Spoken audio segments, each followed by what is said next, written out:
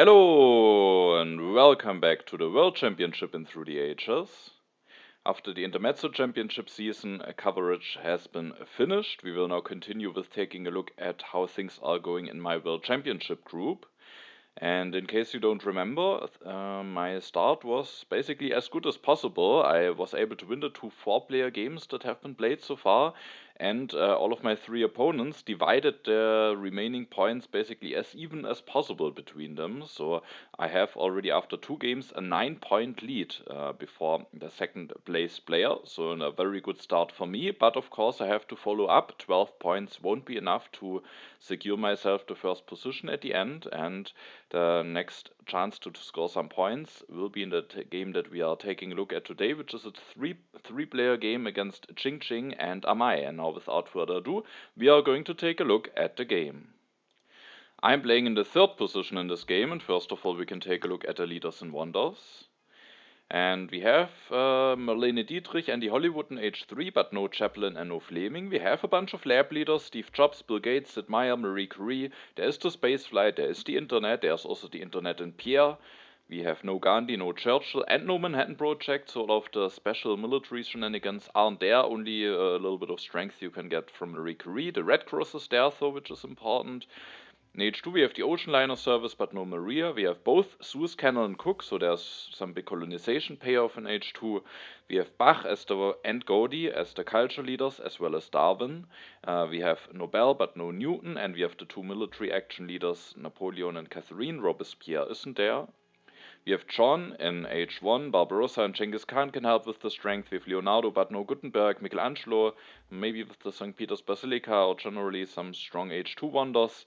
And then Isabella and Eleanor, as well as Barbarossa, maybe for some colonization. We have both the Silk Road and Universitas, Himeji Castle, but no Great Wall, and St. Peter's Basilica, but no Forbidden City. Jing Jing is in the first position, takes the Engineering Genius, which is of course generally a strong pick. But here he could have also taken Hammurabi, maybe strong as well. Maybe he was afraid of playing against Sun Tzu, or maybe he had some hopes of getting the Rome Roads, which he could use the Engineering Genius very nicely on. Let's see what he ends up getting at the end. Amai uses the opportunity and takes Hammurabi plus the Rich Land, which I think is a very reasonable choice. And for my turn, I basically thought about two different leaders and wonders combinations. Either I could take the Rome Roads for myself, and then I would go for Sun Tzu, or I could go for Aristotle, maybe for a more economically focused leader, and then I would take the Hanging Gardens. I actually like the Hanging Gardens and Aristotle combination a little bit, as you can maybe invest into some technologies first and then finish the Hanging Gardens late in the age when it is actually useful. And I'm playing the third position, a position where Aristotle is quite strong, so I actually really thought about that Aristotle Hanging Gardens combination.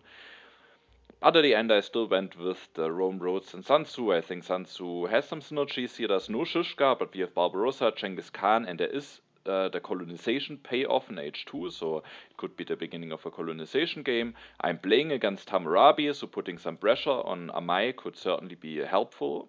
And then, lastly, taking the Rome Roads away is also a little bit of a denial from Ching Ching, because he has taken the Engineering Genius, and the Rome Roads would be the perfect wonder for him to have, that he can finish very quickly. And with that, I at the end thought that the Rome Roads Sun Tzu combination should be the better pick here.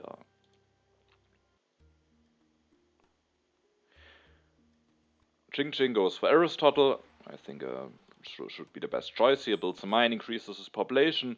Neither wants to commit to Hanging Gardens nor the Colosseum, which I guess makes sense because at the next turn he can take either Stonehenge or the library. Amai goes for Hammurabi, is willing to pay 2 civil actions for the library to make sure that he gets a wonder for certain, builds the third mine and increases his population, so also a very solid turn. Now it's my turn, I go for Sun Tzu. There's of course an iron for 3, but I would have to skip a lot in order to get it, and also I think with Sun Tzu it's not necessarily the thing that I want to get into.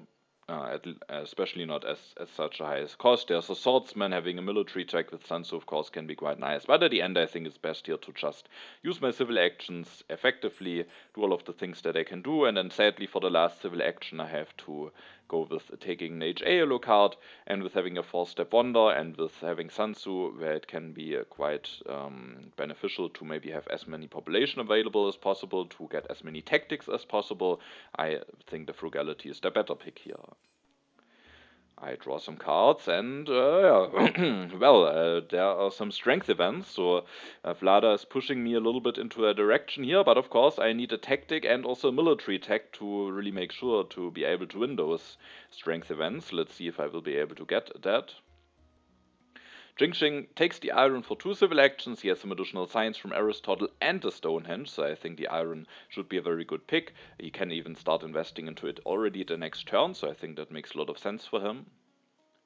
Amai Seeds opens the development of markets. With the additional resources, he can just finish the library, takes the swordsman and the frugality. I think that turn looks very good, taking a military tech for 1, and then also taking the frugality instead of, for example, going into consumption or things. Looks just like a very good straightforward turn. I start by pushing one of those strength events. Of course, at this point, I don't know yet if I get a chance to increase my military in an efficient way, but at least I will have the knowledge that those strength events are coming and can thus prioritize taking a military tech or something. And also I just want to get the event deck moving quickly, and at least I have the 1 additional strength from Sun Tzu. Maybe the game for the start stays relatively peaceful. Jingxing has already taken a copy of iron. The second one is coming down the road, which might be taken by Amai. So both of them have something to invest into. Maybe they are not necessarily inclined to build a lot of strength. So I was confident enough to start pushing those strength events, starting with the Reign of Terror, for which I don't have to be the strongest. And card revealed is the development of warfare. I also take the resources from the development of markets and can use it to finish the Rome roads. I think that's just very efficient. However, if the development of warfare wouldn't have been revealed, then I think I would have gone for a different approach and would have maybe built a second lab, 1 step of the Rome roads, and then taking the breakthrough, maybe already increasing my population with the 4th civil action. I'm not 100% certain if I would have done it. Maybe I would have finished the Rome roads regardless, but I think maybe I would have taken the opportunity of taking the breakthrough for 1 civil action, but now I only have the additional yellow token now because I already finished the Rome road, so without it I can't take this warrior and build a second lab, so that free warrior event basically pushed me into the direction of finishing the Rome roads and passing on that breakthrough for 1 civil action. I keep the uncertain border, so the more influential strength event and a colonization card. I actually draw 2 more colonization cards as well as an aggression. Jingxing develops the iron, upgrades 1 time, increases his population and takes the breakthrough, so I think that makes sense. Amai will increase his population 2 times with the frugality, builds the second lab and takes an iron for 2 civil actions, so I will be the player without iron. He passes on the breakthrough for 1 civil action, so now it's my turn, and as there is maybe still a little bit of time left until the event deck has flipped, and as for the moment at least I'm still the strongest, I continued with pushing some strength events into the deck, seeded the uncertain borders. The development of science has been revealed.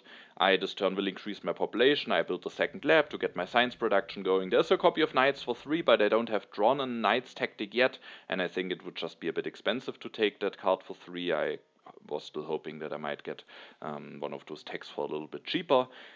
And after building the second lab, I decided to take both of those science yellow cards, the breakthrough and the cultural heritage, instead of the cultural heritage. I could have also increased my population, but it would have cost me 1 food because of going into consumption. It might have been worth it because maybe a situation could arise where it might be beneficial to already have spent a civil action. For example, when I need to take a military technology for maybe 2 or even 3 civil actions, especially if I draw the fitting tactic for it. So maybe that the cultural heritage could be a mistake. On the other hand, I save up 1 more food, meaning that with the frugality I'm guaranteed to be able to increase my population 2 times at the next turn, and the additional science might still be quite useful. So at the end I ended up taking the cultural heritage instead of increasing the population here. course, with Bach, you could also consider taking the drama, but I think the science at the moment is more important. And I have now drawn some tactics, both medieval army and the phalanx. So I was now very interested to see if I can make sure to get a copy of knights, or in case I don't get those, I could also still get Genghis Khan.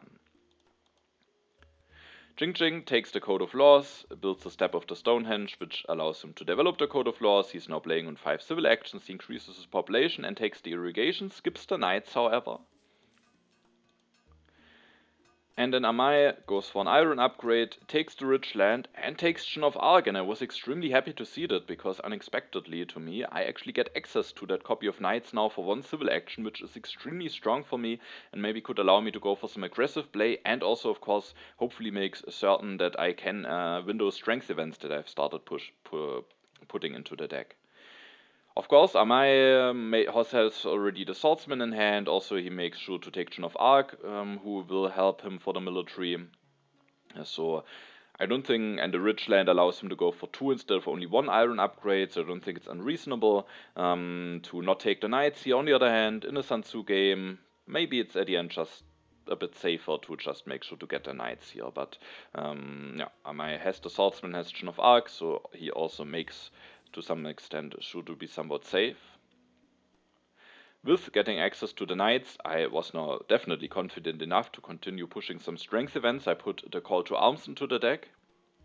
The development of agriculture has been revealed, so I have even more food available. I of course take the knights, I increase my population with the frugality, then one time normally I develop the knights, I build a knight, and I reveal the medieval army tactic, which of course for now gives me less strength than the phalanx tactic, but I was very confident that I will be able to get a second knight going, and then long term the medieval army tactic will be better, and I didn't want to waste a military action to now in between reveal the phalanx tactic. I don't have an aggression where maybe the 1 additional strength could make a difference to pull that one off, so I just revealed the medieval army tactic, which also means that I can keep more of those other cards in hand. And yeah, that's already my whole turn. I think that just makes a lot of sense. Get some strength going, put pressure on my opponents, making sure that I'm the strongest for those strength events, so I was quite happy about the turn. I actually am willing to discard a colonization card here. I haven't seeded a colony yet. It might still be nice to have the possibility to maybe seed the developed territory into the deck. There is still also some colonization synergy in the game, and so I wanted, first of all, I wanted generally to have the option to seed in case another one of my opponents seeds, and I could already start winning some strength events at the next turn, and yeah, so I decided to keep that territory, and I actually draw 2 more colonization cards, so now, of course, having that colony in hand is quite nice. So I was happy about the choice, because otherwise I would have been just stuck at 4 colonization cards. Jing Jing takes the monarchy, scores the science with Aristotle, builds the Step of the Stonehenge, and with that has enough science to go for the monarchy, and then goes for 2 iron upgrades, so he managed to get quite a nice economy going, which of course both the Stonehenge and Aristotle can help you quite a bit for, to have the science to get all of those things. He has now monarchy, code of laws, and iron. Definitely needed some support from the leader and the wonder here to get that going, but now has upgraded all of his mines, has some solid civil military actions, but for now is only at 1 strength, so we have to see if he can also make sure to defend himself. Amaj goes for 1 iron upgrade, goes for Joan of Arc, interestingly builds religion. There could have potentially still be a development of religion as the last HA card, but maybe even having 2 religion is not too bad. With Joan of Arc, he then takes the patriotism and develops the swordsman, makes sure to keep a free population in case there might be that second development of religion, or in case he might get the second temple with the development of religion. None of my opponents has seeded, and with that, especially with having drawn those colonization cards, I decided to put the developed territory into the deck. The development of trade routes have been revealed. I was quite happy about it, because the 1 additional food will make my turn now quite a bit better, because I was already, even with having only 3 food, eyeing Barbarossa as maybe the potentially best replacement leader for myself. There's of course Eleanor, she's a nice transitional leader. and I hopefully will have some chances to take the strength lead, so it could be fine to just push as much as possible. But for now, I don't have an event in hand. I am not guaranteed when I go for her now, especially if I build another knight, to get an event card soon, and so that didn't feel too great. I don't really need Genghis Khan, I don't really need Leonardo, and then I felt Barbarossa might be the best choice, especially now, of course, that I have an additional food from the development of trade routes available, because that allows me to take Barbarossa, elect him, make sure that the medieval army tactic is the upgraded one, and then I can actually go for 2 Barbarossa activations immediately, putting me at 14 strength. Sadly, I don't have any aggression, also no event, so I can't really use my politics phase at the next turn, but still going for that strength push might at least cause some awkward responses out of my opponents, and it's just very, very efficient going for those 2 activations, making sure that I spend all of my food before potential reds could be revealed. And then I will have quite some decent strength, and I also have already an excess knight that I maybe can send away for the developed territory that I've just seeded. Winning that could be quite nice. There's a Suez Canal in the game. However, you might notice that I have an unhappy worker, and soon the age will end, so I would lose 2 yellow tokens, and in order to not have an uprising issue, I need those bread and circuses. I was kinda happy to take them anyway, because Pierre's in the game as well as Darwin, so it is a nice arena game, and getting that now for 1 civil action and using it soon to maybe even go up to 15 strength, I think felt quite nice. And then I thought about my last civil action. I think there are 3 main options here. I could either say I just played very civil action efficiently and already developed a bread and circuses. Very, very likely I need to do it soon anyway, and then I will have more civil actions to work with at one of the following turns. And the same logic, I could already play the cultural heritage, but I felt it should be very likely that I need a bread and circuses soon, so I considered going for the bread and circuses more. But there's also the copy of masonry available. I haven't gone for any urban buildings yet, and also, I mean, I finished 1 wonder, but only 1. There are some interesting H2 wonders in the game, and I even thought about getting Universitas at the next turn in case it is still available. Then that could actually be an interesting wonder to invest into. However, taking the masonry could potentially... It sadly doesn't work too nicely off in case the age ends before my next turn, which is not a given, but in case that happens and I take the masonry now, then I need 3 civil actions to develop the masonry, the bread and circuses, and build an arena, meaning I would not have enough civil actions left to take the Universitas. I would maybe need to skip the masonry to build the arena, so I was thinking, is that really my plan, going for the Universitas? And if yes, maybe I just don't have time to get the masonry before the arenas anyway, and if I don't get it before the arenas, maybe I don't really have to take it and rather should play it civil action efficiently. But the thing is, it's not guaranteed for me that I get the Universitas. It could be discarded. Maybe Ching Ching could go for Leonardo, for the swordsman, and then it's already discarded before my next turn. Maybe it could even be taken away by amaj, so it's far from a given that I get that Universitas. And I am the player who has missed out on the iron, so saving him some resources with the masonry could be quite nice. Saving some civil actions in H2 when I go for one of those strong wonders could be quite nice. So at the end I felt like I just want to go for the masonry here. I keep the 2 colonization cards in hand, sadly I have to discard 1. Jing Jing plays the fighting band tactic, builds the Stonehenge, and surprised me a little bit with his choice here. Because he takes the swordsman, actually takes Leonardo, takes the theocracy, elects Leonardo, and then develops the swordsman with the additional resource from Leonardo to build 2 swordsmen. There are some interesting things in the turn from Ching Ching. First of all, of course, he takes the theocracy while already having monarchy. I don't think the plan from him here is to go for the theocracy, but there might be 2 reasons for it. The first reason, and that might be the most important one, is that he just scores a science with Aristotle, and maybe he didn't have anything else to do really with the last civil action if he doesn't take the theocracy. And maybe it's also a tiny little bit of a hate draft. Amaj has Joan of Arc, is behind in military, and the theocracy could really help him to maybe build up enough strength, so maybe it's also a little bit of a hate draft here. So I think the theocracy pick should be very reasonable. However, I was a bit surprised to see that Ching didn't go for Genghis Khan here, because he doesn't have a copy of Alchemy at the moment with Leonardo. He might get the second one, that's definitely still possible, but with Genghis Khan he would just be guaranteed to at the next turn copy the medieval army tactic. Instead of having two fighting bands, he would then have two upgraded medieval army tactics, so Genghis Khan in this situation basically gives him +4 strength and 3 culture a turn, which I think is quite significant. Maybe though, the one resource from Leonardo actually makes the difference between him being able to defend or not, because only because of that he was able to build that additional swordsman, and maybe he has actually 3 defense cards, or at least wants to threaten it in order to be able to defend. So that could actually be a reason why he went for Leonardo here. Maybe he also just was hoping for some economical push from him, but I was a bit surprised to not see him go for Genghis Khan here.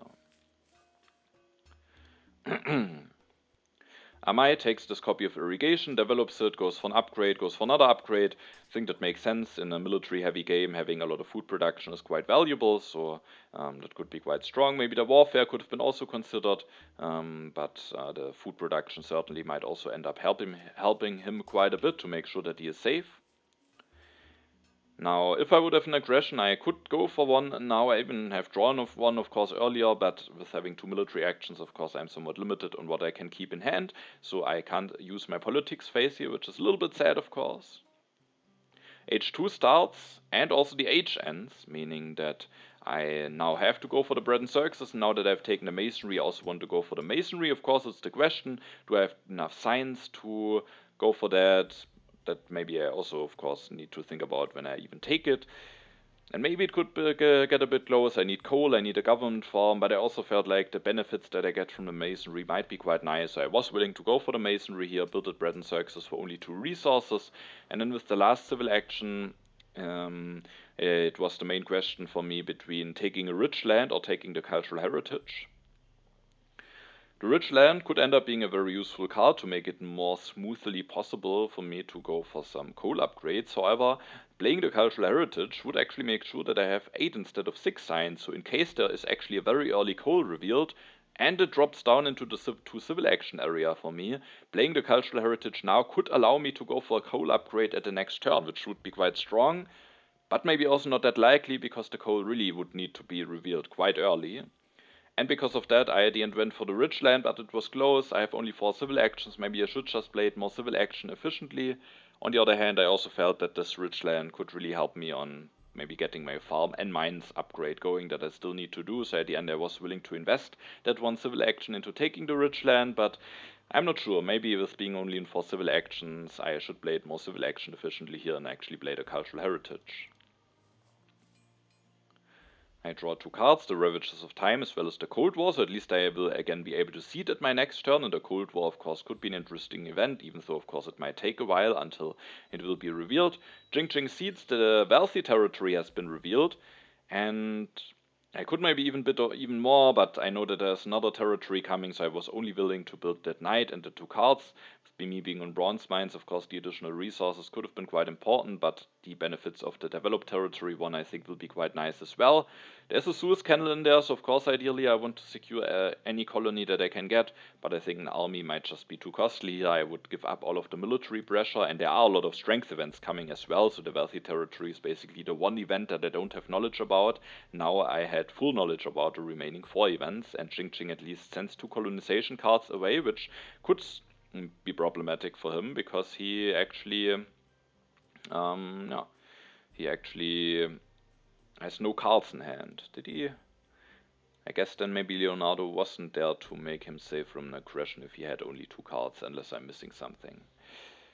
Anyways, Jing this turn will go for the Meiji Castle. That of course might be very helpful for him to be able to defend himself, and also he has definitely enough resources to invest into it, so I think quite a strong wonder for him in this situation, going up to 7 strength and then also taking the theology, the urban growth to get maybe some additional happy phases at some point and upgrading those 2, and now with being at 9 strength, he has just enough strength to defend with the Meiji Castle, 2 from the swordsman, 3 from the castle is 5, is 14, and then he's 1 card going up to 15, so yeah, I know now that he can defend if he's willing to sacrifice. But I don't have an aggression anyway, but from his perspective. Jing didn't take the knights though, which means that amaj can now go for those knights and already copy my upgraded tactic this turn, going up to 10 strength, and if he maybe goes for a second knight soon, he will actually go up to 15 and then definitely be very competitive in the strength. Yeah, it's my turn, and I, with all of those strength events coming and the colony coming, of course, want to push here. And the Ravages of Time is not really that great. Losing the Rome roads is not too great, and it takes a while until the Cold War will be revealed. But I felt I hopefully should have some decent chances to win it. And so I see the Cold War, and the event revealed is the call to arms. So both my opponents lose some civil actions here. And there are some interesting options in the row. As you can see, there is actually an early coal available. So if I would have played a cultural heritage the turn before, I could have now just gone for a coal upgrade.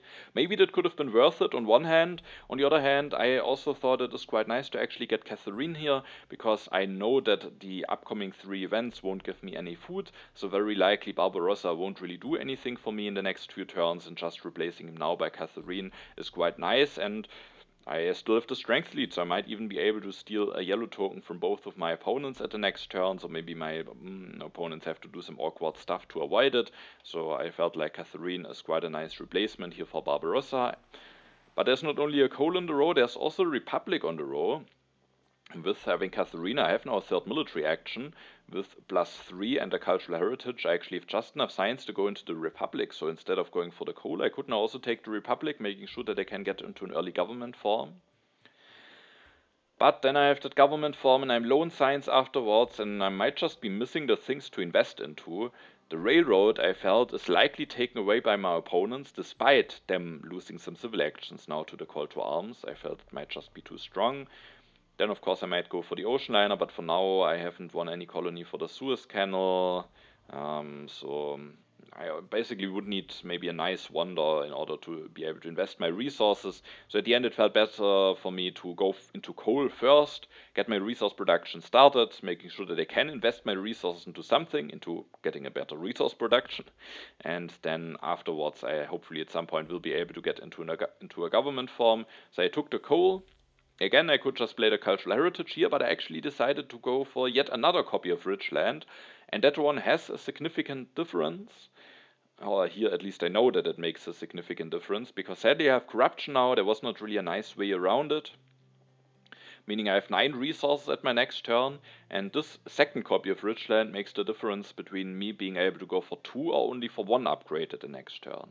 In case the railroad should actually still be available, maybe I want to go for only 1 upgrade anyway, because having the railroad could be quite nice together with the coal, but as I said, I kinda expected it to be taken away, and then it could just be quite nice to already go for 1 upgrade a bit quicker, and with that I was willing to take that Richland despite again being on 4 civil actions. So normally a situation where you want to play civil action efficiently and not necessarily take a lot of yellow cards, but that rich land could just be worth 4 resources if I go for that second upgrade, and with that I was willing to take it.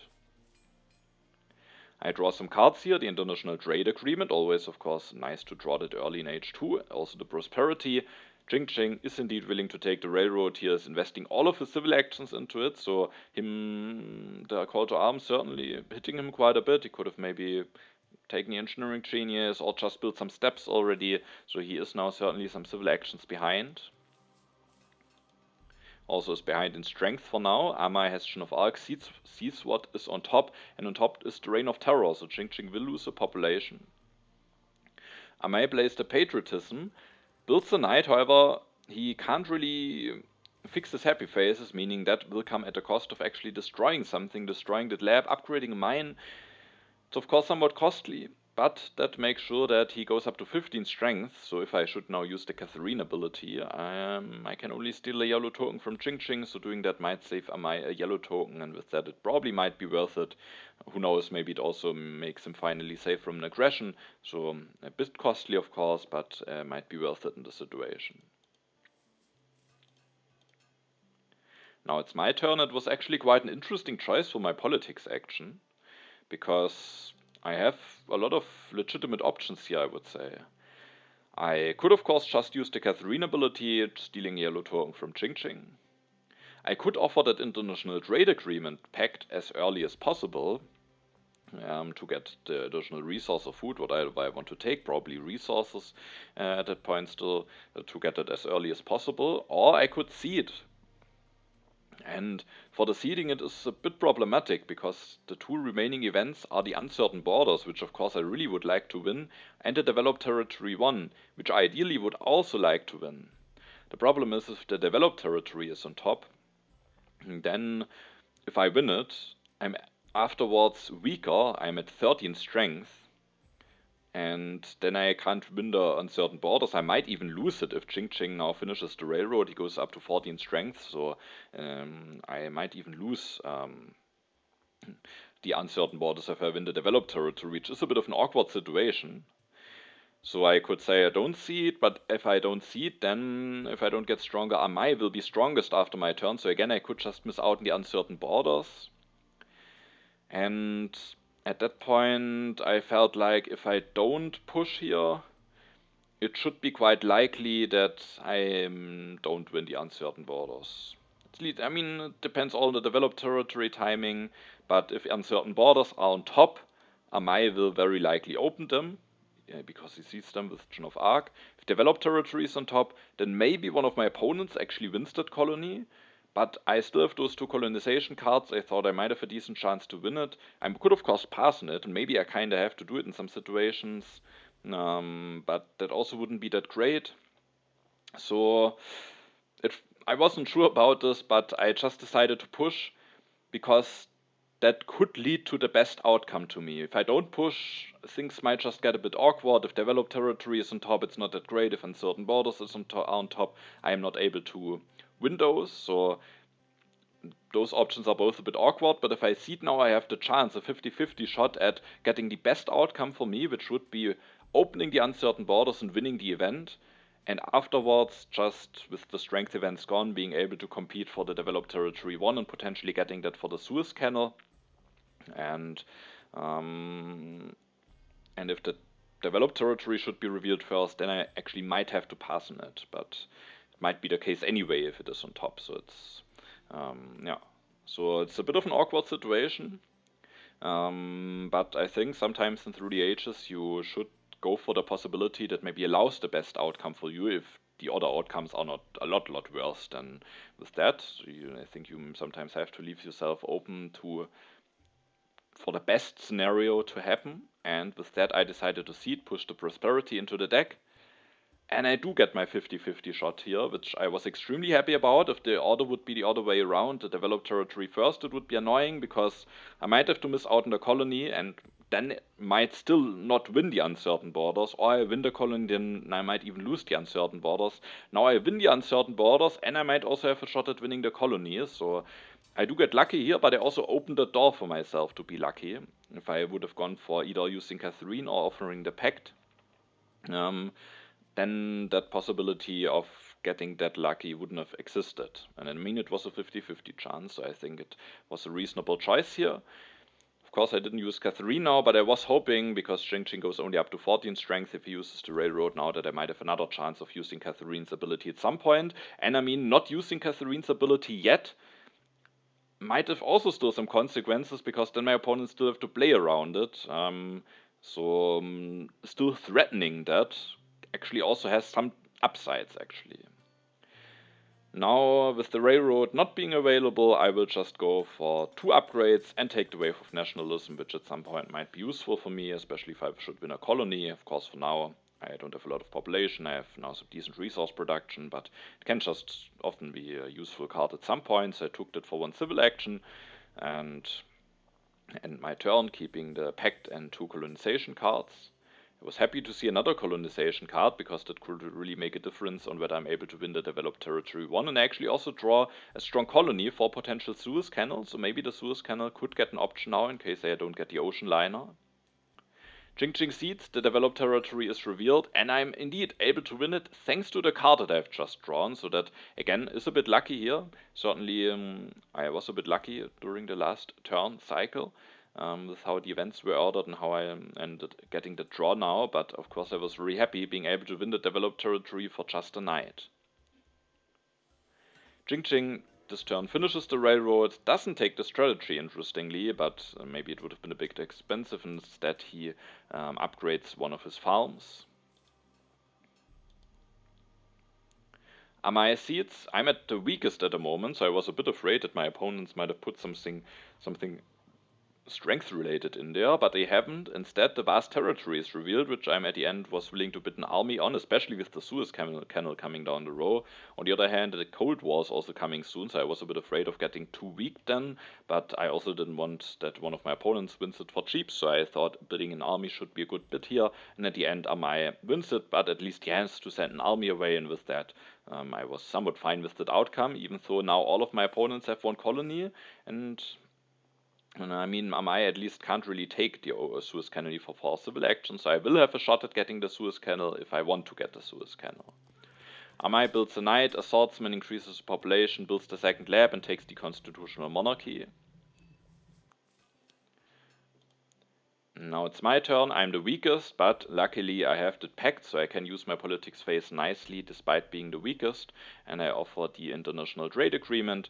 I still take additional resources because I mean, food could also certainly be very useful, but I thought I will get the Suez Canal here, I will get the inhabited territory too, that helps me immensely with my population, and both of my opponents are on irrigation, so I'm guaranteed to get a copy of selective breeding at some point, and then I just felt like I should be good enough. I might even get the ocean liner. So I felt I hopefully should be good enough prepared for my population. I might also be able to see the economic progress at some point, so I at the end preferred the additional resources that might actually help me to to build some stuff a little bit quicker. So yeah. And with the masonry, I think the Suez Canal is just very efficient. I take it away from my opponents who could potentially use it. And with that strong colony, I think it's just very much worthwhile. And I was willing to invest 3 civil actions into it. For the pact, I decided to offer it to Amai because I would say it's close, but I felt Amai might be slightly behind. It's very close and might already change very quickly, but Jing has the Magic Castle in H3 to protect himself, has 8 resource production now, has already 6 civil actions. Amai is at the moment still stuck in 4 civil actions, has the Conmon in hand, but with the current amount of science, after developing the Conmon, he might be low on science again, so I felt like Amai might be in the slightly weaker position, and because of that I offered the additional food production to Amai. I take the Suez Canal, and I think the last civil action is also relatively straightforward. I will end up taking the Republic here. I could of course also go for the Conmon at the next turn, and maybe play the Cultural Heritage this turn. It probably won't be taken away. Maybe there could be a chance though that it will be discarded, especially if I, for example, take the Breakthrough, which would be a reasonable pick. And instead of playing the Cultural Heritage, I could take the Breakthrough, but then there's certainly a chance that the Conmon might be discarded, and I have at least Catherine, and then the Republic's just 1 science cheaper gives me an additional action, and with having that big production soon, I was just thinking that I can actually use the additional action because it will help me to invest all of the things that I will get thanks to the Suez Canal and the inhabited territory efficiently. I draw 3 cards. I'm still the weakest, so I was a bit afraid. I actually draw 2 colonizations cards, which is a bit lucky, especially if there should be another colony coming. The rebellion is revealed, so but no one has any unhappy workers, so no one gets punished by that. Jing finally will get also a science bonus out of Leonardo, goes for the scientific method, and with going for 2 upgrades, he actually goes up to 8 science production, so that's quite a big improvement. He also takes the Breakthrough. Now I was a bit afraid because one of the 3 events is the Cold War, and Amai, if he has the chance to see it and sees this event, certainly would see it, and then I would miss out on the Cold War, and thanks to the Cold War, Amai would be able to go for the Conmon already a turn earlier, so I felt like that Cold War could really backfire here for me, and I was really hoping that it is not on top. Amai seeds, and I was quite happy to see that the Cold War is not on top. Instead, the vast territory is revealed, and I was extremely surprised to see that I win it actually that cheaply. Which I think my opponents have to bid a little bit more here. I have a Suez Canal. Of course, I'm quite lucky that I've drawn those 2 defense cards, but I think my opponents should see here that I'm certainly willing to bid an army with having the Suez Canal. I think that's just a given. And then my opponents at least have to push me, that I at least have to send an army. I mean, I would probably still win it for 1 unit because I've drawn those 2, but it's unlikely that I have that many defense cards, and I think they should push the price here, especially Amai. Of course, has already gotten some additional yellows with the Vast Territory 1, but if he wins it for an army, I still think it would be a fine deal for him. So I was quite surprised that both of my opponents actually bid that low on that colony, and I was extremely happy of winning that colony for just a single warrior and a colonization card. It's just insanely strong, especially with having the Suez Canal. Amai increases his population, builds a second religion, makes him a bit stronger, and he might need it at some point, takes an efficient upgrade and reserves. Isn't going for the ocean liner, but has some food production, especially with the pact is even at more than just the 2 irrigations. I skip my politics action here because I know the Cold War is coming and I'm the weakest at the moment. I developed a republic using all of my science. I will finish the Suez Canal, getting the inhabited territory too. I increase my population, and then the wave actually gets very useful now that I took earlier. I can play it for 6 resources, build a warrior, a knight, a warrior, and with that I'm first of all out of corruption, and I'm at 19 strength, meaning now I'm prepared again for the Cold War, and also I'm prepared to use potentially Catherine again at my next turn, so I felt like that turn was quite clean so far. Then I have 2 civil actions left, and I decided on taking the rifleman. I don't have a tactic, but just being able to upgrade those warriors and of course being prepared for some tactics is just too important. I don't need to deny riflemen from my opponents because both of them have swordsmen. And with my last civil action I then decided to already increase my population. Of course I could also play the cultural heritage. The science might still be quite useful for me, but I felt that increasing my population is something that I probably kind of need to do anyway at my next turn, and maybe a situation will arise where I could regret not having increased my population because I need all of my civil actions to do some other stuff. Of course, then I might miss out on the cultural heritage for certain, but I just felt like that is an even more important thing to do. I was eyeing that Harvard College, maybe at the next turn I could take and finish it in case it isn't discarded or taken away. Even though I felt I might very much go for that. There's also journalism coming down the road, which could be interesting, but in order to go for that already the next turn, I might need the Cold War to be revealed. Jing Jing seeds and opens to prosperity, so the Cold War isn't out yet.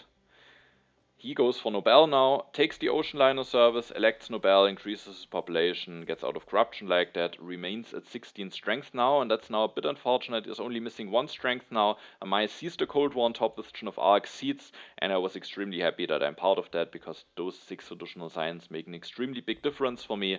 So if that would have been the first one out of those H2 events, that could have been an extremely big swing. Luckily for me, it was one of the 2 cards behind, and with that I am able to get the 6 additional signs. Amai goes for the Conmon, increases his population 2 times, builds a knight, builds a swordsman. With that he remains the strongest and also prevents me from stealing a yellow token from him with Catherine. And then, as expected, he also goes for the Harvard College. Now it's my turn. I could cede the economic progress, but I felt now it's maybe the time to just use Catherine's ability and steal a yellow token. And then this turn, as you can see, will go for the journalisms that are now available, and where I have the possibility to just build some. I can even build 2 of them thanks to the masonry, and thanks to the Cold War I have the science to develop them this turn, and yeah, that just felt quite strong. So I go for the journalisms, I build 1, I build another one, I have 2 civil actions left. I this turn decided to still play the cultural heritage, and then it was the question of whether I want to have the revolutionary idea or whether I just want to increase my population. And at the end I went actually with increasing my population. The science could certainly still be useful, but generally my science production is fine, especially because I might be able to build a 3rd journalism relatively soon. And so we are entering age 3 soon. Having more civil actions available for that time might just be very relevant. And also it's one of those situations where increasing my population now actually saves me 1 food, because if I wait, then at the next turn I will have lost 2 yellow tokens, and now I can increase my population for 1 food cheaper, without going into consumption cost. So if I increase it or not, I am gaining +2, but now I can increase it for 2, while at the next turn it would cost me 3. So with increasing my population now, I basically also save 1 food, and with that, I think it might be at the end a better pick than the revolutionary idea here. I draw 3 cards, Technology, Crime Wave, and the Historic Territory. Jing this turn finishes the Ocean Liner service, takes the Cavalryman, indicating that he has maybe a tactic that works with the Cavalryman, because he could have also taken the cannons here.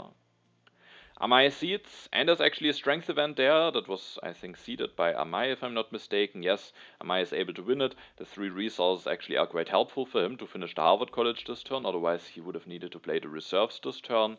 He takes Gaudi, takes the Organized Religion, still needs a Happy Face solution, has already 2 religions, so I think that makes sense, even though it's a bit expensive, but thanks to the border conflict, which he nicely blended into the event deck, he can now still finish the Harvard College and get out of corruption, so I think that feels quite strong, and Amai certainly has improved his position quite a bit with winning the Cold War, with getting the Conmon, with getting the Harvard College. So while when I offered a pact, I thought Amai might be in a bit of a weaker position, now it's already close again. Jing has of course still a lot of stuff saved up, might get an early H3 government form, so it's still close, and Jing also has some stuff going, but we will take a look at the overview in just a minute again. With taking 2 cards, I might make sure that the age is ending now. And I decide to seed here. I'm one of the 2 strongest, and I want to put the economic progress in there, which I thought could really generate me a lot of resources with having that big Suez Canal. And the event revealed is the popularization of science, giving Jing the most culture. And this turn, I think it's time to go for the selective breeding to get even more population income. The economic progress will be coming at some point, and I also want to spend my actions somehow efficiently. I take the left copy. We will see at the end of the turn that I think it makes quite a big difference here. I go for 2 upgrade. No, I go for 1 upgrade. My big yellow bank with the amount of population that I'm already having. I felt like getting the additional science and culture from the journalism is more important than getting the 2nd upgrade, which I think should be the case. I increase my population, and with the last 2 actions, sorry, I then take the breakthrough.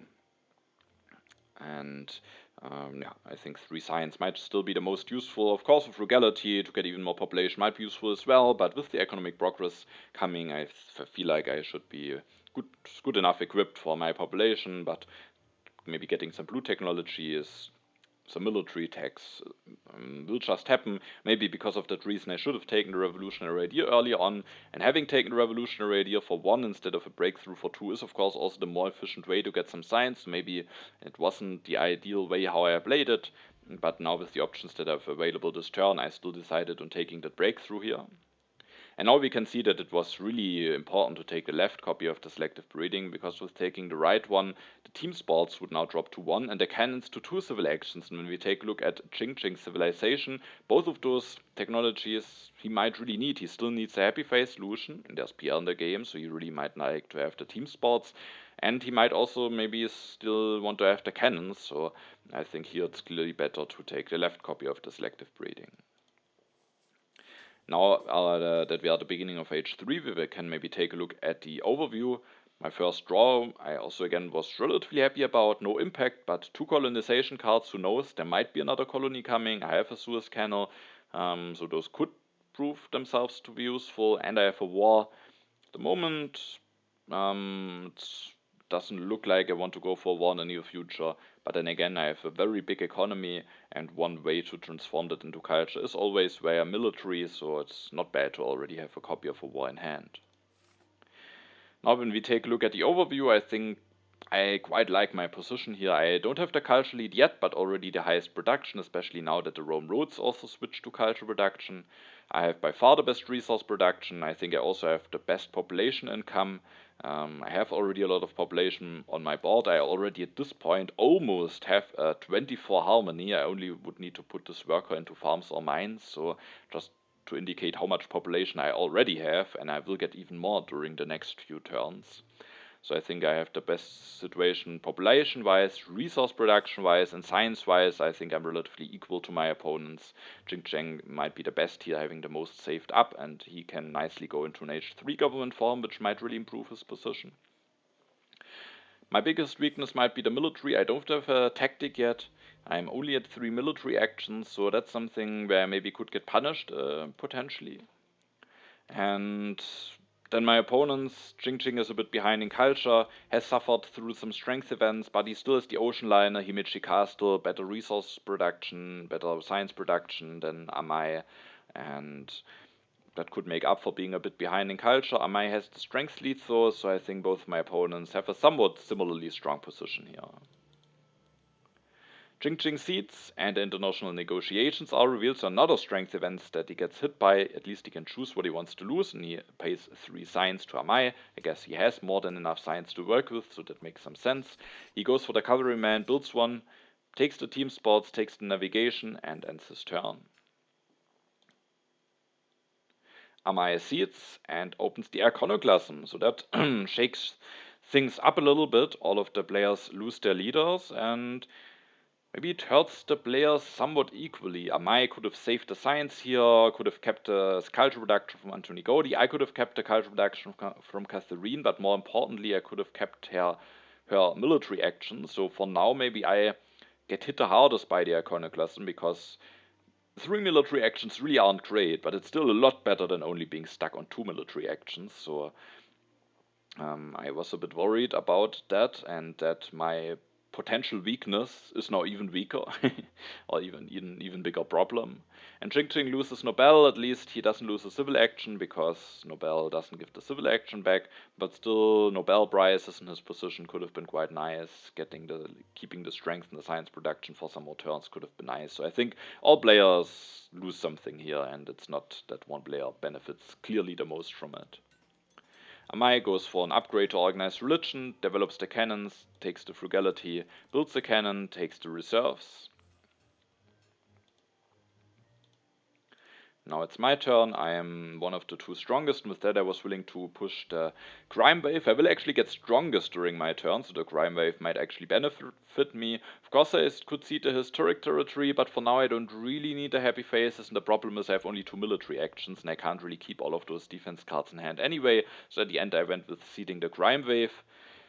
And there is actually another colony in there. Now I really was quite lucky with how many defense cards I've drawn, because this time my opponents make sure that I don't win this colony for cheap. But thanks to my defense cards, I still only win it for warrior. And that is, of course, again, some insane value that I'm getting here, especially with having the Suez Canal. I have no 4 colonies. So while for the vast territory too, I think maybe my opponents messed up with bidding that low, here I just got extremely lucky, as well as maybe with the developed territory 1. So the colony game is going quite well for me, but not because I invested a lot into it, just because I got quite lucky. My opponents have ceded a bunch of colonies, and I have drawn a lot of defense cards, so that's just a bit of luck here. I this turn take the cannons. I don't have an artillery technology yet, and Jing might potentially still need those, so I think it's important that I secure myself that copy.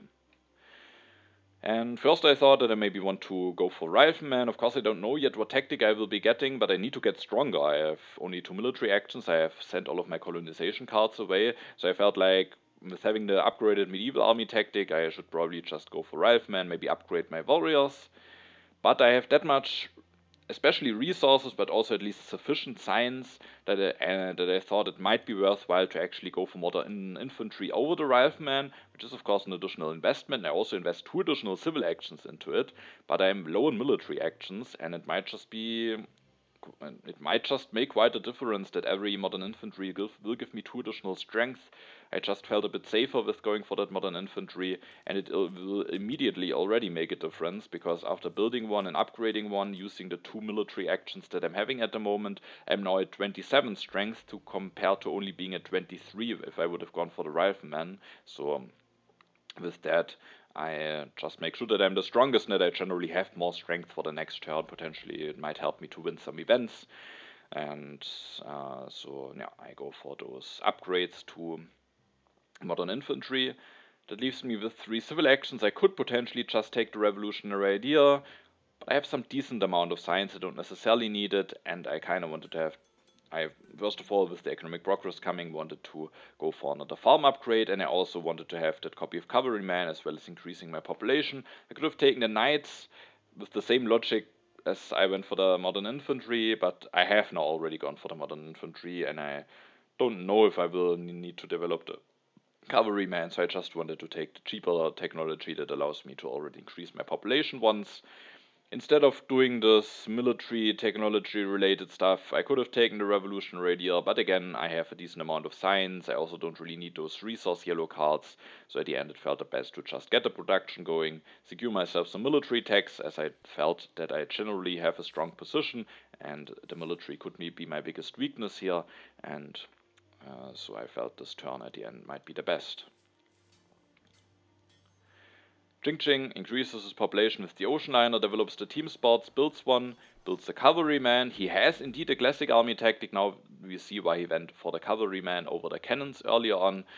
He takes the military theory, and then he builds an additional farm to get out of a famine.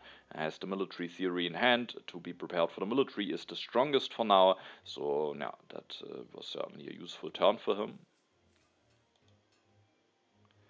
Amai takes Marlene Dietrich.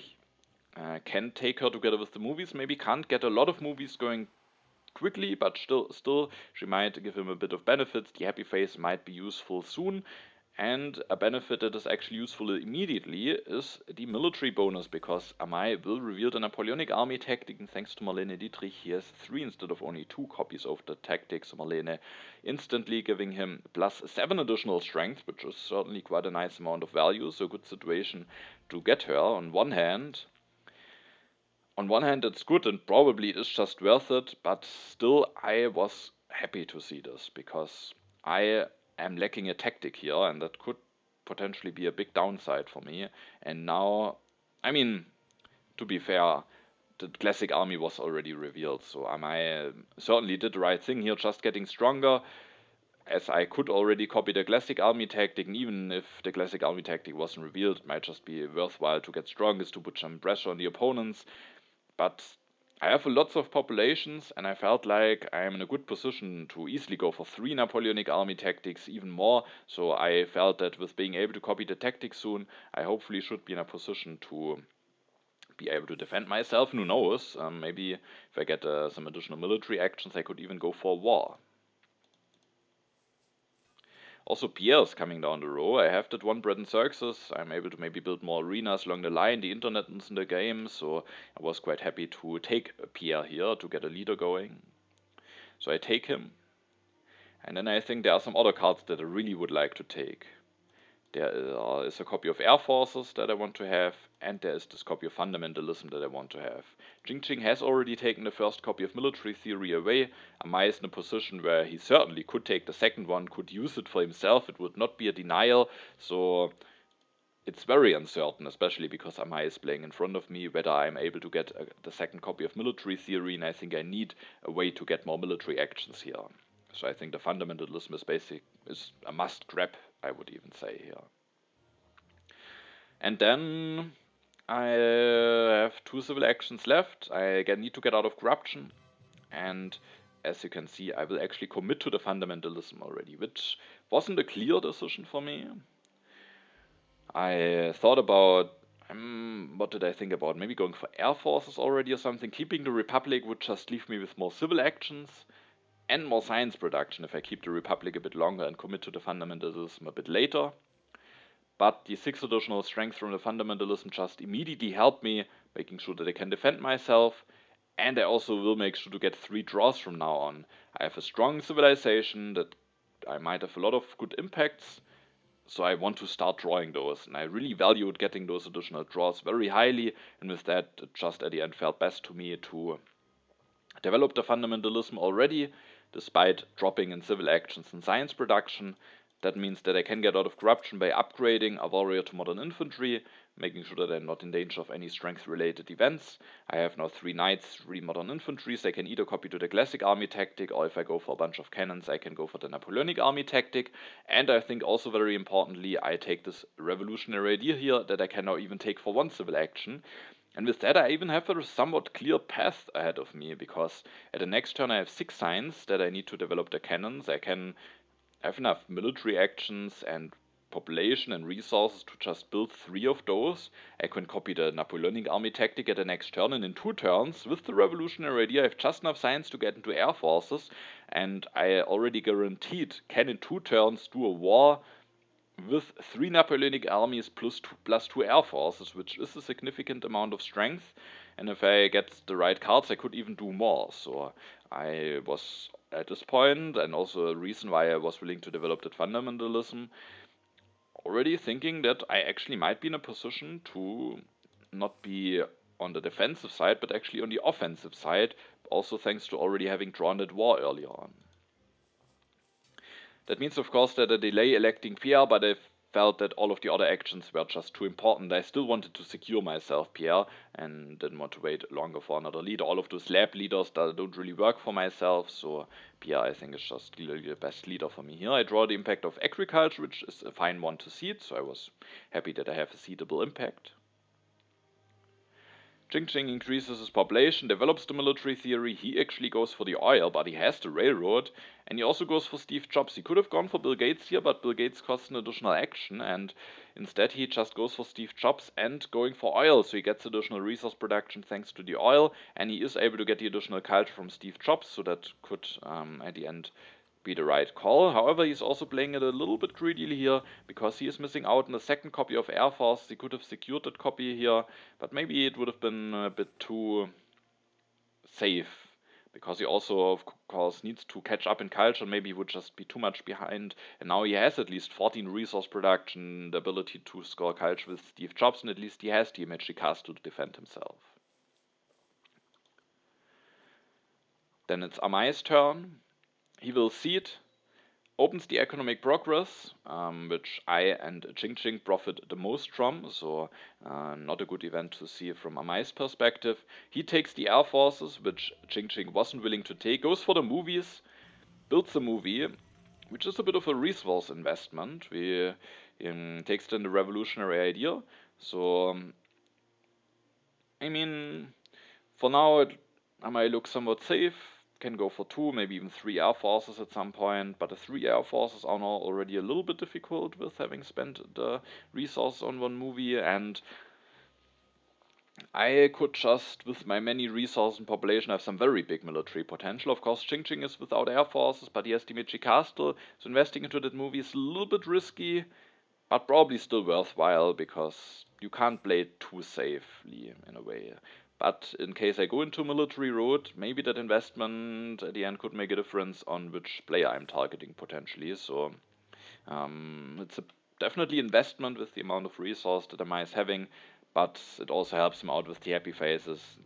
That gets some culture production immediately, and he still is in a position to soon go for at least 2, maybe 3 air forces. So yeah, probably should be the right call. Now it is my turn. And I actually don't use my politics phase here. Think I could have maybe seeded the impact of agriculture. I'm not sure if I was afraid of a specific event here. I mean, Amai has mechanized agriculture in hand.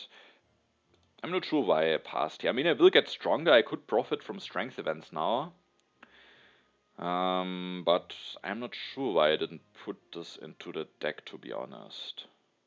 I don't remember it. Maybe I was afraid of some specific events, but I think it's nothing that I have seeded, if I'm not mistaken. Yeah. Anyway, I decide to not push the impact of agriculture here, and yeah, this turn was mainly occupied about war preparations for the next turn, because I already had that clear path ahead of me in the turn before, but now I have gotten another tool into my hand, and that is this patriotism The additional military action from the patriotism will allow me to not only go for 3 armies with 2 air forces, but even 3 armies with 3 air forces at the next turn, which should be almost guaranteed enough to hit one of my opponents with a relatively big war. So with that, I felt that going for war is just by far the best option here for me. So I did everything that I need to do in order to make that possible. I developed the cannons. I built 1, 2, 3 cannons. I have enough population to do all of this. I copy the tactic. I take the patriotism. I increase my population to get out of corruption. And then I had a bit of a decision to make. It's only a small one. Maybe it just makes a little bit of a difference in terms of how much culture I'm getting. But of course, I still want to do the right decision. And that is whether I am willing to build an additional arena here or whether I'm willing to elect Pierre. The thing is, if I'm electing Pierre, then at the next turn I don't have enough civil actions to get 3 air forces and an additional arena. So I'm missing out on 1 strength and of already having built an arena, being prepared against some happy face related events. But I would miss out for Pierre for 2 more turns, costing 4 culture, costing already more than what I would gain out of a war, way more, and there could be a happy face related event coming, but it's not a guarantee.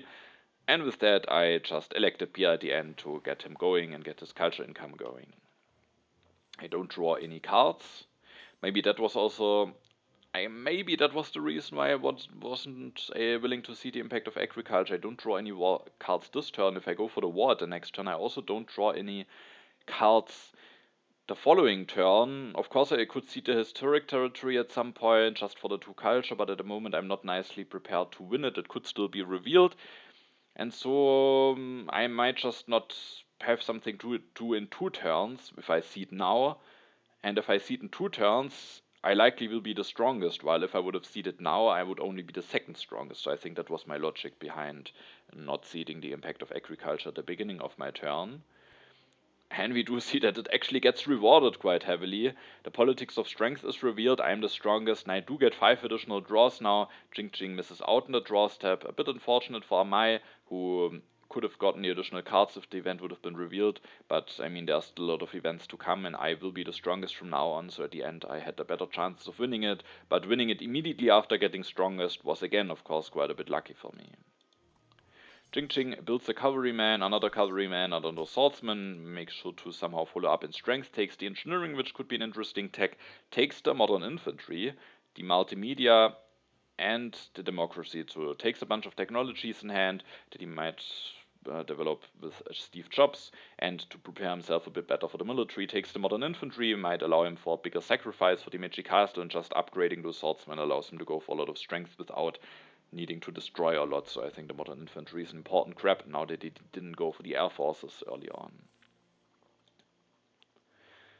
Amai offers a military alliance for me. I was willing to accept this. I at this point was not certain yet which player I would declare the war on, so if I go against Jing Jing, that might just give me some additional points. Amai goes for the mechanized agriculture, goes for 1 upgrade, 2 upgrades. On one hand, understandable. On the other hand, again, a very big resource investment. So Amai leaves himself quite vulnerable here. With the reserves, he has at least enough resource to go for the 2 air forces. But with the situation being how it is, especially with me having now drawn 5 additional cards, I think he should have just made sure to be able to go for 3 air forces. I think that is quite a greedy investment here and could certainly get punished. Now, of course, I was again maybe happy that the impact of agriculture isn't in there, but I was maybe more happy to see that Amai leaves himself vulnerable. So when I saw this turn, I felt, okay, well, with Jing Jing having that many resources and having the ability to sacrifice, it's clear now which will be the war target. But as you can see at my turn, I actually decided to do something differently. And I seed actually the impact of culture into the deck. So why am I going for seeding the impact of culture here? And yeah, there are 2 reasons for it. First of all, I have only 1 war in hand. If I go for a war against Amai here, I felt there is a chance. He has a bit of a culture lead before Jing Jing. I felt that he would maybe play on, but there's a chance that Amai would resign. And maybe things are still looking very good for me then against Jing Jing, but still it's not the ideal outcome for me. And the second reason is that there is the internet now in the card row, and I can make this internet very, very big with PR and my resource income. I can go for war and the internet will still be quite big. So I felt that maybe it is actually better to play this turn peacefully, use the Olympic Games, so people can do a little bit of sport in peace, and then I can secure myself the internet. And with Amai not having the biggest resource production, I was very certain that I could also still declare war on him at the next turn. And maybe Amai will then be able to go for a third Air Force, so the strength potential might certainly be higher. But maybe Amai's strength potential will also be a little bit higher. And I know for a fact that Amai can't resign, so the worst case scenario isn't possible to happen. I have that wonder, and then I felt my win might actually be inevitable at this point. It might be anyway, even if I go for war now, even if there is a resignation happening, but maybe somehow something could be happening here. And with that, I decided to play this turn peacefully to then go for war at the next turn. And playing it peacefully allows me to go for the internet. The freedom of movement is revealed. I will use it to put a bronze mine into journalism, giving me more culture income, giving me points when I finish the internet. I go for 1 arena, 2 arenas, so I just also gain a lot more culture income compared to what I would have gotten if I would go for a war. And I use all of my actions like that, and I still have enough actions and stuff to go for a war with 3 air forces, so my strength potential doesn't really increase that much apart from the 2 arenas, but I still felt that it should be big enough to still go for war the next turn. I draw some cards, again, a bit of a lucky draw. I got the impact of Colonial, so I have another very strong impact to work with here. Jing uses the freedom of movement to put a worker from iron into oil, so wants to go for even more resource production. Could maybe be an indicator that impact of industry could be in the deck. Jing builds some multimedia, increases culture incomes, also plays it a bit greedily. There's still some war threat in the air, but on the other hand, with the Michi Castle and that many resources, he might be somewhat safe. And so he can maybe still do this without getting punished, potentially, maybe also depending on what Amai will do. Amai increases population 2 times, builds air forces, plays the reserves 2 before he loses them, plays the reserves 3, builds 2 air forces, making him actually the strongest, and then takes this copy of reserves, can go for another copy of air force, potentially build another swordsman, maybe could have a chance to get either satellites or military theories, or can go for 1 more air force, which would put him at plus 12, so 78, and then maybe he can go even a bit more than 80 with either satellites or military theory. He will have a little bit less. I will go for war against him now, so a bit of a spoiler. But then the military alliance pact will get cancelled, so he will then, when you see the war play out, he will have a little bit less strength, but that's because the pact has cancelled. But it of course also gives me less strength, so for the calculations I still needed to count basically on what he could reach with the pact. I mean, it's basically irrelevant. I mean, I of course need to count the difference on my cancelled pact compared to his cancelled pact. But yeah, anyway, he at the moment with the pact could go for a bit more than 80. Ching, however, if he just goes for 2 more cavalrymen, a swordsman and a modern infantry for another army, that already would need to destroy a lot, so that would hit him more in that regard than Amai, the destruction, but he has just a bigger strength potential and is at the moment behind in culture, so at the end Amai felt like he's the better war target here, and I declared war on Amai. I developed the air forces, played a patriotism, increased my population twice, then I need a third unit for the military, so I destroy my lab, build all of those 3 air forces, going up to 96 strength, and then I actually take the professional sports, which has some consequences because it means that the age doesn't end. To be honest, at this point I probably win this game regardless of whether I end the age or not. And of course, if there's an additional turn, maybe more unexpected stuff can be happening, but I just didn't see anything that could be happening, and I just felt like if I play another turn, my lead likely will be even bigger. I will get an additional politics phase, I can make my internet bigger, and with that I should win by more points, and potentially that can end up being a tiebreaker, so I decided to continue with the game, and also the professional sports seemed to be the most logical pick to improve my internet even further and also some impacts. So I'm at 96 strength. You can see now, thanks to having 3 modern infantry instead of 3 riflemen, I have 6 additional strength, so that does make a difference. Ching increases his population, plays the revolutionary idea, goes for computers, develops them with Steve Jobs, gets more science production, takes the rockets, develops the rockets with Steve Jobs, and builds the rocket. So he of course could have also had something like modern army, but doesn't reveal such a tactic yet, but for now it also would let him drop down in strength actually. Now it's Amai's turn. He will take the military buildup and play it for 10 additional resources, builds an air force, and then takes and develops the satellites. He is missing 1 civil action to develop the military theory, because for that he would have needed to play the revolutionary idea. I'm not sure if he needed the military buildup necessarily. Maybe he could have saved himself the civil action there and then gone for the military theory, but then he would have maybe had less resources, so it would come at a cost of maybe being able to not build a movie at the next turn.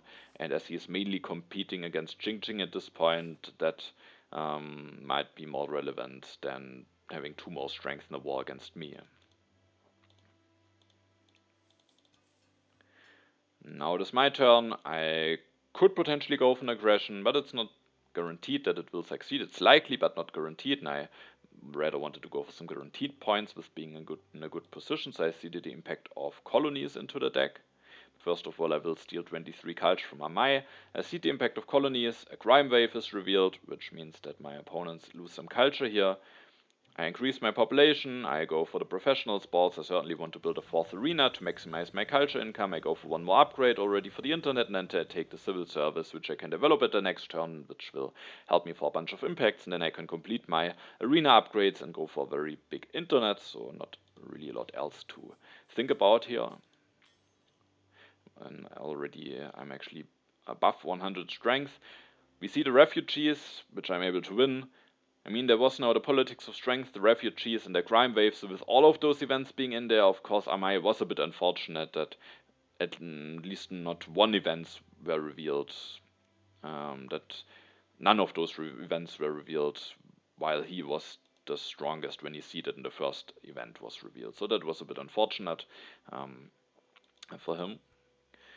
Ching gets the last worker out of his population bank with the ocean liner, develops the professional sports, goes for an upgrade, builds the rocket, plays the modern army tactic, and then also upgrades a lab, so it prepares maybe for some impacts and also makes him relatively safe from an aggression.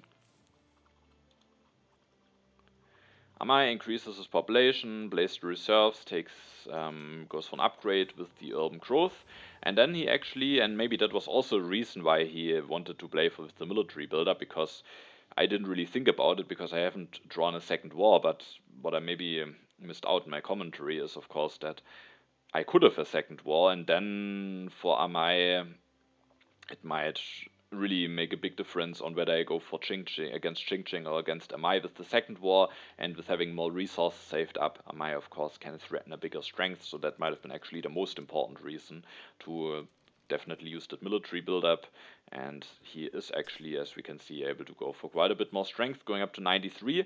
With that, I'm not willing to try out an aggression against either of my opponents, and at the end, at least both of them had to destroy some stuff in order to maybe go for that, and both of them don't have the biggest impact of balance, so I just seeded the impact of balance into the deck here. Impact of colonies is revealed. That gives me 9 points against both of my opponents. I this turn can develop the civil service, go for 2 upgrades to professional sports, build a religion for some impacts like variety, and then I finish the internet for 42 points, so quite a nice internet with Pierre. And then it's the end of my turn, and when we take a look at the overview, I out of the sudden have an extremely big lead. It was somewhat close not that long ago, but that 1 war and that very big internet, the Olympic Games, the biggest culture income, and already a good impact being revealed, and the refugees being revealed, just made it that I actually have now in quite a big lead already going into the final standings.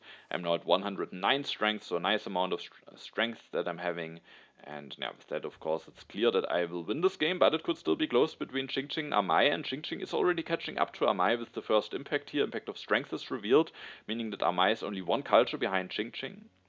The next impact is Impact of Architecture. That's quite a nice one for me, a better one for Qingqing than for Amai, so Qingqing taking a bit of a lead here again. Then the Impact of Culture is revealed, which was seeded by me, which is better for Amai, who is now one culture ahead of Qingqing. Then there's the Impact of Happiness, which is maxed out by all of the players, so Amai remains 1 point in front of Qingqing. And the last impact is my Impact of Balance, plus 12 for me, plus 8 for Amai, and plus 8 for Qingqing. So with that, Amai is actually able to stay in the lead before Qingqing and finishes just barely at the second place. So it was on one hand not a close game, because I have won the game now with quite a big lead, but it was quite close between the second and the third position, and Amai, despite getting hit by that war, able to finish at the second position, also showcasing that I was probably right going against him, as he was the one in the better position now, finishing second despite getting hit by that war. And with that, maybe also a bit fair that Amai is at least able to score second place here, as yeah, it's always a bit of a, I can just a bit influence on maybe which player has which placement in such a situation, depending on what player I go for with the war against. I think in this situation it was relatively clear that Amai was the better choice to play the war against, but Amai at the end still being able to finish second. And no, at the end quite a dominating game, but also a game where I have to admit that many things went quite nicely for me. First of all, being able to win that many colonies for that cheaply, partly also because of my opponents letting me win them cheaply for the vast territory, but the other ones I was able to win because I just drew a lot of defense cards. I got the right timing with the uncertain borders when I decided to go for the seed. I got generally a lot of times the right timing, and I also got nice draws, some impacts, a war, and with that, in the end, everything played out very smoothly. In H2, I certainly didn't think that it would be that dominating of a finish, but especially when I got the Suez Canal and then won the vast territory too, I started to get a feeling that maybe things are going in a very right direction for me, but also that the Cold War wasn't revealed as the first event. There certainly were parts in the game where it could have been into a completely different direction, but I had Vlada on my side this game, and with that it just escalated completely at the end. Alright, I'm of course very happy about this outcome, and now with that game finished, we can take a quick look at the standings.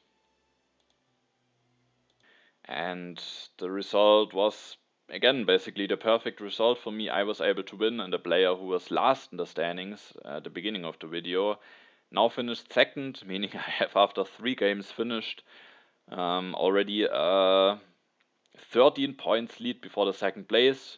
Of course, Di Rodriguez is 1 game behind. So when that game is finished, of course, the lead might be a bit less big, but so far the stage has been going almost perfectly for me, and if I just maybe play solidly the last games, I hopefully will be able to win this group. But again, 17 points won't likely be enough to keep my first place. I still need to win some games, I still need to pull off some good results, and with that I hope you're excited for the next World Championship games that we are taking a look at. And I also say thank you for watching, have a nice time, and see you in the next video.